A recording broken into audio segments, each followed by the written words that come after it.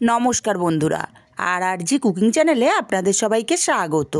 আজকে নিয়ে হাজির হয়ে গেলাম দারুণ সুস্বাদু মুচমুচে বাঁধাকপির পকোড়া রেসিপি নিয়ে। তো চলুন শুরু করা যাক। আমি এখানে কিছুটা বাঁধাকপি কেটে ধুয়ে নিয়েছি। এখন কিছুটা লবণ নিয়েছি, আর ছিদ্রযুক্ত পাত্রের মধ্যেই আমি বাঁধাকপিটাকে লবণ দিয়ে মাখিয়ে নেব। লবণ মাখানোর দরুন বাঁধাকপি থেকে অনেক জল বেরোবে, সেই জলটা কিন্তু ছিদ্রযুক্ত পাত্র থেকে বেরিয়ে যাবে। লবণটা খুব ভালো করে মাখিয়ে নিয়েছি, আর এইভাবে আমি বাঁধাকপিটাকে 10 মিনিট রেখে দেব।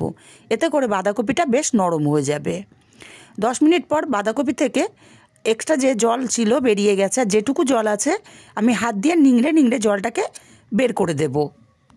যতটা সম্ভব নিংড়ে জলটা বের করে দিতে হবে, এতে করে পকোড়াগুলো দারুণ মুচমুচে হবে। দেখে বুঝতে পারছেন আমি কিভাবে জলগুলো বার করে নিচ্ছি। আর এইভাবে সম্পূর্ণ বাঁধাকপিটা আমি জল নিংড়ে রেডি করে নেব। একইভাবে সব বাঁধাকপিগুলো আমি জল নিংড়ে রেডি করে নিয়েছি। এখন এখানে দিয়ে দেবো 1 মুঠো পরিমাণে পেঁয়াজ। পেঁয়াজের পরিমাণটা একটু বেশি দিলে পকোড়াগুলো খেতে খুবই সুস্বাদু হয়। দিয়ে দিলাম কিছুটা কাঁচা লঙ্কা কুচি, 1 মুঠো পরিমাণে ধনেপাতা কুচি, আর দিয়ে দেবো 1/2 চামচ ঝাল লঙ্কার গুঁড়ো, 1/2 চামচ দেবো হলুদ, আর দেবো 1/2 বাটি চালের গুঁড়ো। আপনারা চালের গুঁড়োর পরিবর্তে কর্নফ্লাওয়ারটাও ব্যবহার করতে পারেন। চালের গুঁড়ো দিলে দারুণ মুচমুচে হয়। আর 1 চামচ দেবো চিনি, আর দেবো 1/2 চামচ লবণ। তবে লবণটা বুঝে দিতে হবে, কারণ আমরা বাঁধাকপিতে লবণ মাখিয়ে রেখেছিলাম।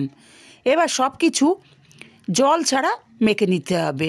পেঁয়াজ, ধনেপাতা আর বাঁধাকপি থেকে যেটুকু জল বেরোবে তা দিয়ে খুব ভালো করে মাখা হয়ে যায়। প্রথমে একটু মাখতে অসুবিধা হলেও পরে কিন্তু আর অসুবিধা হয় না। খুব ভালো করে মাখিয়ে নিয়েছি। দেখুন একটা ডো ফর্মে কিন্তু চলে এসছে, বেশ একটা বাইন্ডিং হয়ে গেছে। হাতের মুঠোয় নিয়ে এরকম পাক দিলে কিন্তু একটা বাইন্ডিং চলে এসছে। ঠিক এইভাবে শুকনো শুকনো আমাদের মাখিয়ে রেডি করে নিতে হবে। এবার এক সাইডে রেখে দিয়ে একটা কড়াই গরম করে দিয়ে দেবো বেশ কিছুটা তেল। তেলটাকে গরম করে নিয়ে আমি এখানে পকোড়াগুলো ভেজে নেব। তবে সব পকোড়া আমি একসাথে দেব না, অল্প অল্প করে দেব, আর মিডিয়াম আঁচে ভেজে নেব। কয়েকটা পকোড়া আমি এখানে দিয়ে দিলাম। এবার পকোড়াগুলোর এক পিঠ ভাজা হলে আরেক পিঠ উল্টে দেব, আর উল্টে পাল্টে সুন্দর গোল্ডেন কালার করে পকোড়াগুলোকে ভেজে নেব। এই পকোড়াগুলো ডাল ভাতে বা গরম ভাতে বা চা কফির সাথে খেতে কিন্তু অসাধারণ লাগে। রেসিপিটা কেমন লাগলো কমেন্ট করে জানাতে কিন্তু ভুলবেন না, আর একটা লাইক দিতে ভুলবেন না যদি আপনাদের রেসিপিটা ভালো লেগে থাকে।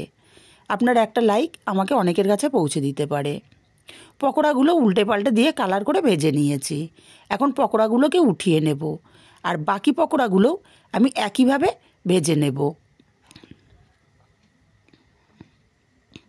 সব পকোড়াগুলো আমি একইভাবে ভেজে উঠিয়ে নিয়েছি। রেসিপিটা কেমন লাগলো কমেন্ট করে কিন্তু অবশ্যই জানাবেন।